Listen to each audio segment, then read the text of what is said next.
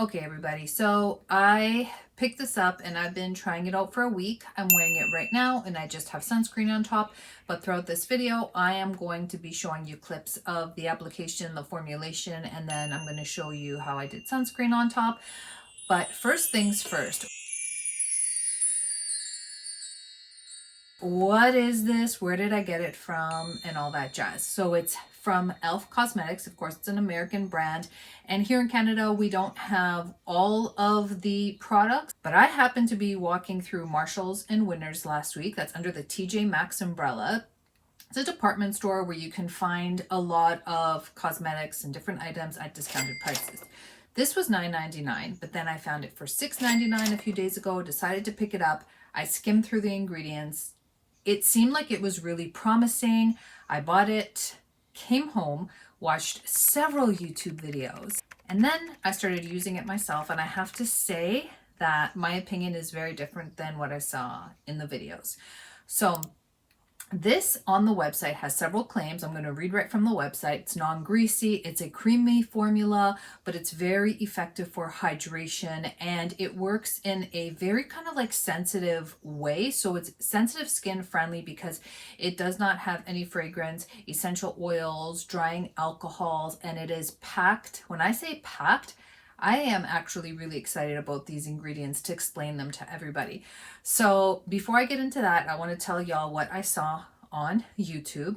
And this is really important because I always talk about this when we talk about hair care and skin care, because something that works for me may not work for you and vice versa. So I watched about 5 YouTube videos, and the consensus with about 3 of them was that it looked really promising, the ingredients were great, but when it came to application, no good. And I'm going to give you the reason why they said that. There are no silicones in this formulation. We're going to talk about the ingredients and the formulation. So I actually like silicones in hair care and skin care because I think that it really gives you that beautiful silky texture for application. So when I saw the videos, I was a little bit bummed out and I was actually apprehensive about trying it, but I went through and I was pleasantly surprised. So let's talk about the ingredients and then what happened. First off, like I mentioned, they call this their hydrating formula because it has the oat milk, it has the ceramides, and we're going to go through the ingredients. But again, it's very sensitive skin friendly. So the oat milk nourishes and softens the skin. It's got niacinamide in here, of course, a star ingredient. I never buy niacinamide or hyaluronic acid separately because it's literally found in everything. Niacinamide, if you look on Insider Coder, it's anti-acne, cell communicating, it's skin brightening, it can even out your skin tone. And I just love it in all my products. There's also allantoin, which is great for just soothing the skin. And those of us with sensitive skin, we're more prone to getting inflammation. And so that was really great. And then probably the most famous ingredient ever that is in everything now is the hyaluronic acid, again, for locking in the moisture and plumping, so on and so forth. So they call this a rich formula, and it does feel rich when you put it on your hand.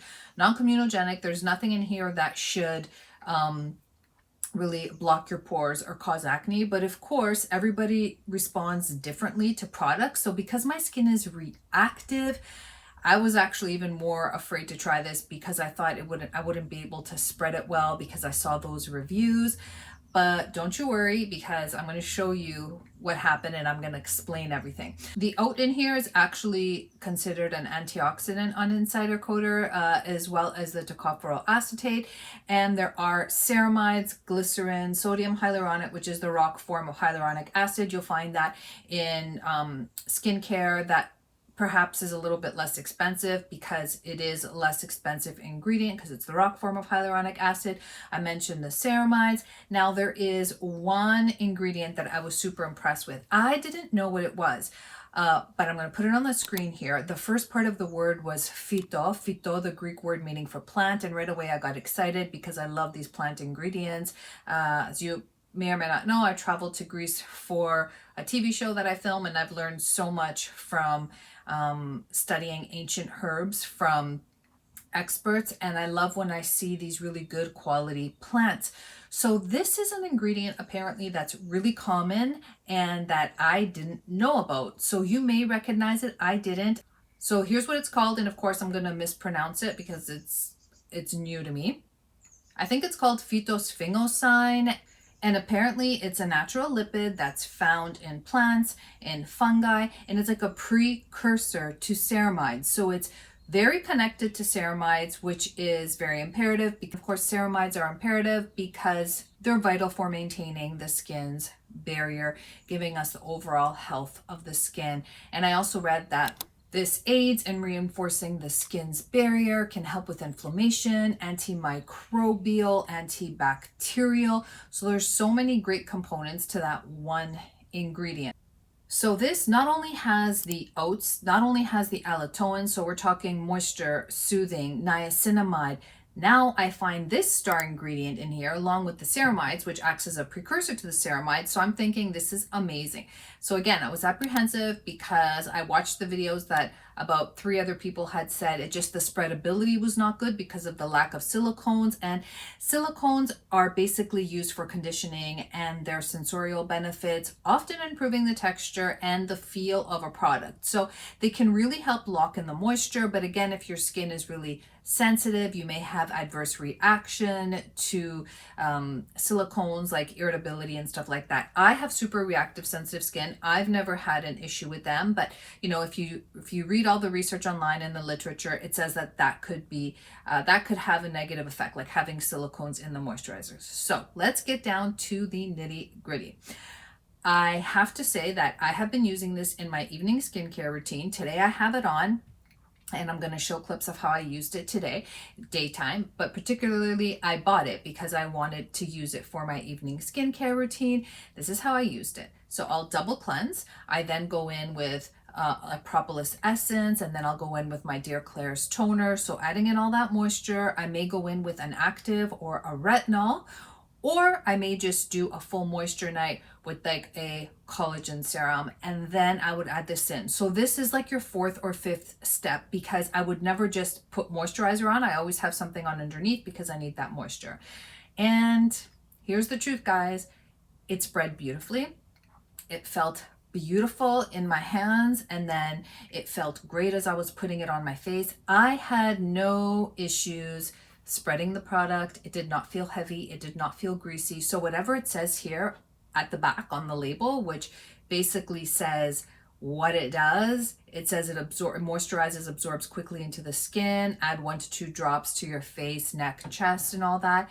It does exactly what it says. Mind you, as far as inflammation, I'm not really dealing with any huge issues with inflammation. I do have a little bit of just my hormonal acne that I'm always dealing with, and a few red spots, but I don't have anything major right now to say, okay, it really helped bring down inflammation or inflamed skin and my skin barrier. I do have a little rosacea flare up right now as well. So this is typically what my skin is. It's not better or worse than what it typically is. So this is pretty average for me, and I had no adverse effects with this at all. So I used it as my last step in my skincare routine. It spread beautifully. It feels rich in your hand, but it doesn't feel greasy, and it feels like you have it on your face, but it doesn't feel heavy.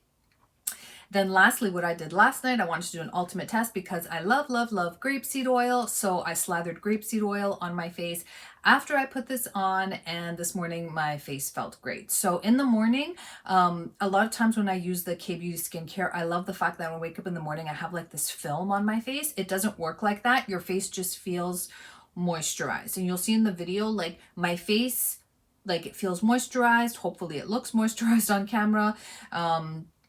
It just felt overall really well. And then this morning I just did my dermatology sunscreen on top, which you'll see here in the video.